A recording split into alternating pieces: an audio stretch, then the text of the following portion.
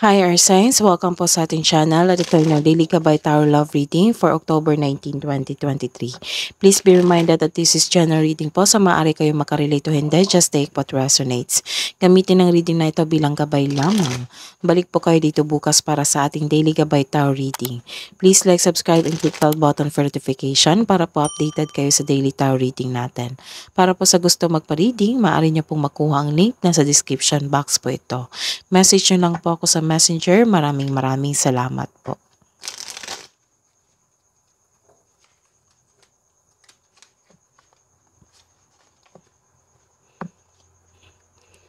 Spirit guides, ano po ang ganap today para po kay Gemini, Libra, and Aquarius ngayong October 19, 2023 para po sa mga single?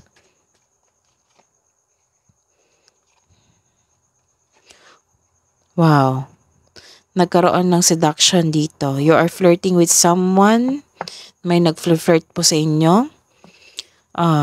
Mag-ingat din kasi kailangan alamin mo na hindi committed yung ka-date nyo ngayon. Kasi may nakita ko ditong na baka ikaw ay makapasok sa isang third party. But some of you are taking risk. Alam nyo pala. Opo, alam nyo po na ikaw ay isang third person or it might be yung ka-date nyo ngayon na naging third person. You're taking a risk. Sa mga may relasyon po na Gemini, Libra, and Aquarius. Wow. Nagkaroon ng bonding dito. Nagkaroon kayo ng date or nag-travel po kayo na inyong partner. You are planning a travel, romantic trip. Siguro some of you, i-celebrate nyo yung anniversary nyo, yung monthsary nyo sa labas. Nagkaroon ng dinner or nag-travel talaga kayo. Kasi may nakita ko ditong paradise. It means kung sa lugar ito, beach outing, camp outing, ganun. Love advice po.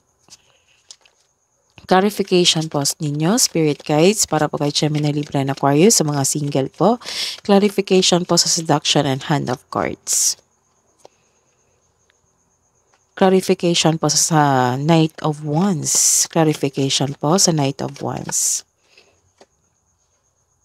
Clarification po sa Date and Paradise. Clarification po sa Date and Paradise para po kay Gemini, Libra, and Aquarius sa mga may relasyon. Wow. Clarification po sa Six of Cups. Clarification po sa Six of Cups. Sobrang bilis pala nito. May nangyari na sobrang bilis. Maybe sinagot nyo na itong taong ito.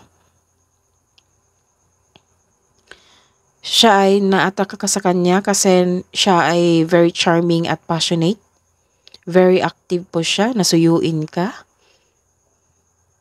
So, some of you na meet nyo siya ito sa travel nyo.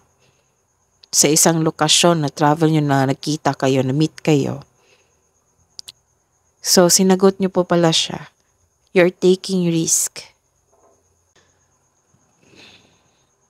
Medyo malungkot ako kasi alam mo na nasa third party situation ka. At alam mo na may chance ang manloko yung taong ito, yung bagong tao sa inyong buhay. Medyo naka-feel kayo ngayon ng guilt. Or some of you, hindi nyo kayang mag-isa or hindi nyo kayang iwan ka nitong taong ito kasi hulog na hulog ka sa kanya. This is the clarification of your 1 and 2 cards here. Na nagkaroon ng happiness, you're making memories with your partner, nagkaroon ng pagkakaisa. So, this is a plan also. Nagplano talaga kayo na magkaroon ng romantic trip or paghahanda na Thanksgiving sa pag-celebrate sa inyong relasyon, panahon sa inyong relasyon. May nakita talaga ako dito na you're spending time with your partner sa inyong relasyon, you're making memories. Wow. This is also sa mga may relasyon ngayon, your partner or you, are decided to introduce him or her to your family or kabaliktaran man ito, masaya kayo talaga ngayon. You have a very supportive partner, you have a very supportive family. Nakikita ko dito. Wow. This is your moment, air signs. Kasi sobrang saya nyo dito. Na-overwhelm ka, naging happy kayo, nagkaroon ng magandang connection. Yes, this is a reverse card. You are hanging on sa family niya. Opo.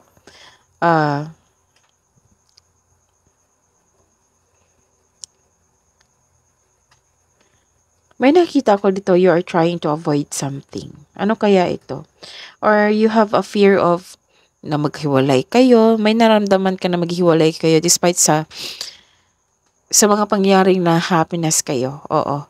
May fear ka na baka sa sobrang happy, ang change dito is magkaroon ng sadness. Wag naman sana. Wag niyong isipin yon. So, you deserve it. You deserve it, air signs, na maging happy sa inyong relasyon. Hidden truth po, anong iniisip mo, anong iniisip niya. Para po sa mga single, anong iniisip mo, anong iniisip niya. So many things reminds me of you. I wish I could share my good news with you.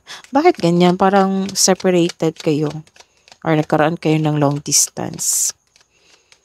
Sa mga may relasyon, I wish I could take back my words. I want you. Spirit guide, love advice nyo po para sa mga single.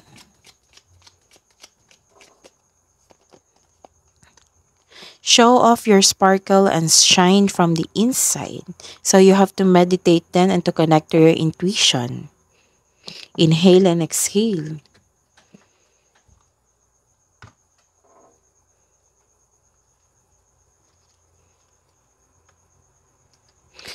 Love advice po para sa mga couple natin. Receptive. Be ready to receive what fate has planned for you.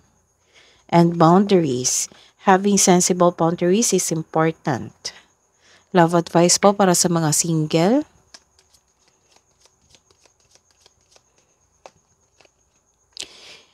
Imagine all unwanted thoughts dissolving into light, creating room for new opportunities and possibilities for your life.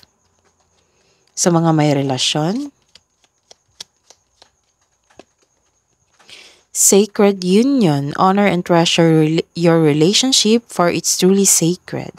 That is your reading today, air signs. Balik po kayo dito bukas.